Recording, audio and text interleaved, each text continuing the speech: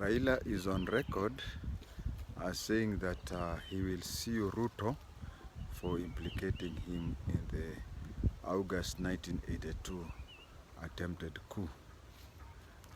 Now, the Kenya's constitution, you cannot sue the president in his personal capacity or in his official capacity. I have a problem with Raila because those who are surrounding him cannot tell him that basic, simple legal things. You cannot sue the president in his official capacity, but if you want to sue him in his personal capacity, you have to wait until the time he leaves office. When will Ruto leave office? And how old will Raila be at that time? And then when it comes to what Raila said, you'll find that when Raila was threatening to sue Ruto, he did not say that he did not participate. He did not say he did not participate in the coup.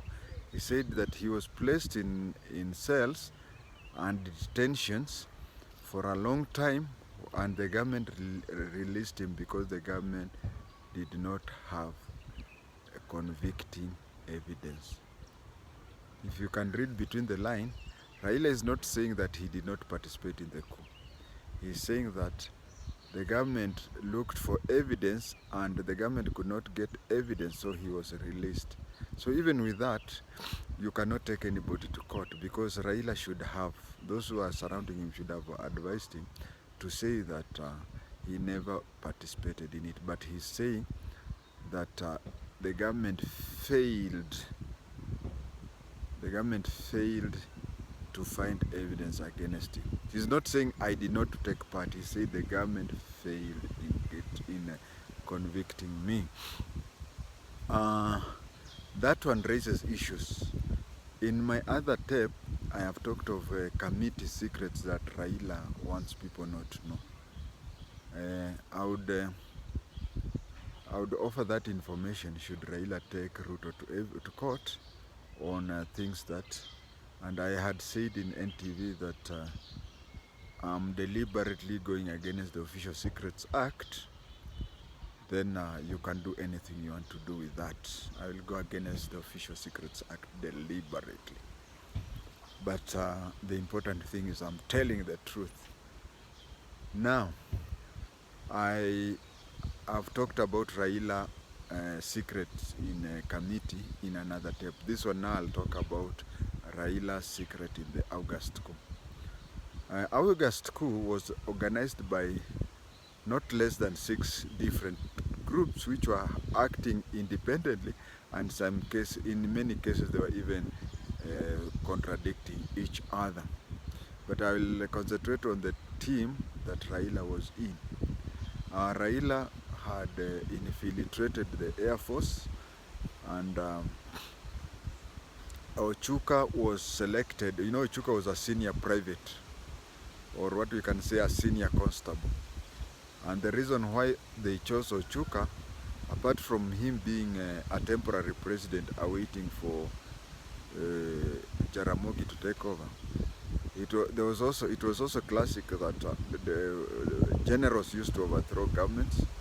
After the generals used to overthrow, then came Kina Kanal Achepong, Kina Kanal Mengistu Mariam. Then we came up with the lieutenants, Kina Flight Lieutenant Jerry Rowling. And then it went down to NCOs. We had the Master Sergeant. So somebody said, we have all those ranks, but we do not have constables. So why don't we have the president being a senior constable? That is a senior private. And it so happened that they had an office along Ngong Road, which they used to meet.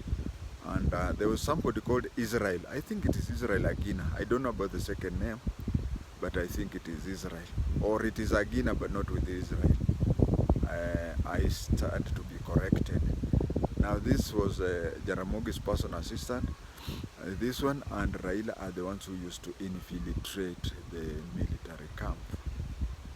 And I want to say why. I want to concentrate here because this thing you can have up to 50 tapes. But I want to concentrate on why Raila was not convicted. Now, we reach a place where one time people joked with Ochuka and said that you want to be the president and you don't have a vehicle. So Ochuka went and told Raila, and Jaramogi gave Raila 4,000 shillings. 40,000 shillings. 40,000 shillings cash, which Raila bought. And it is Raila who gave Ochuka the car and the keys. But then, the importance of this point is, why was Raila not convicted?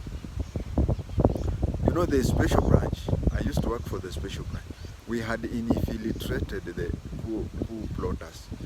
You remember, we even used, by permission from General Mulinge, we used to enter into Air Force camps to gather intelligence.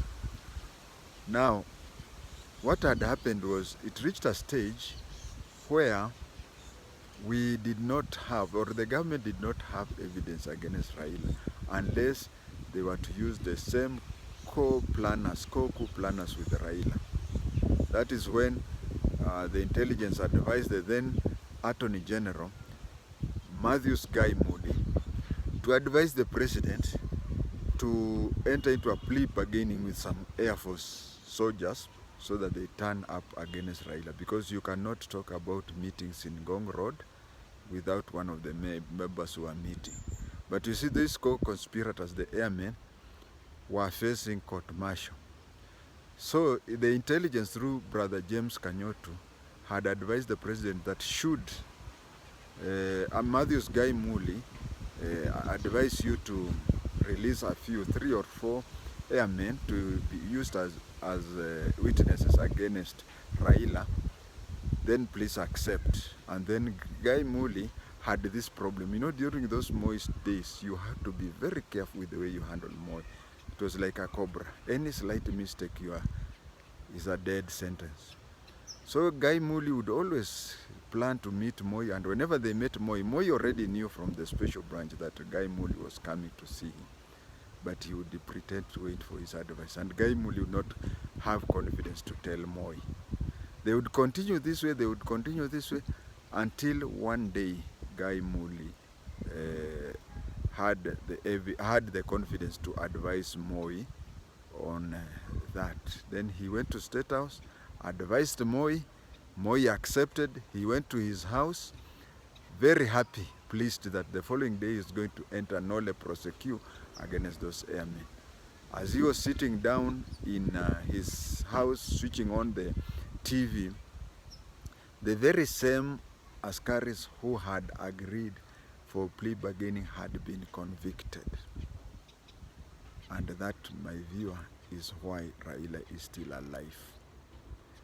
If Matthews Guy Muli would have been confident enough, early enough, and talked to the president, if he would have talked to the president and the president would have accepted, of course the president would have accepted because that was the game plan, then those people would have been used as people. They would give all evidence. We had intelligence reports which were there. They were just to reproduce them in verbal in the courtroom. Raila would have been found guilty of treason, and Raila would have been dead long ago. I think it is right for Kenyans to know the truth, for the truth shall set you free.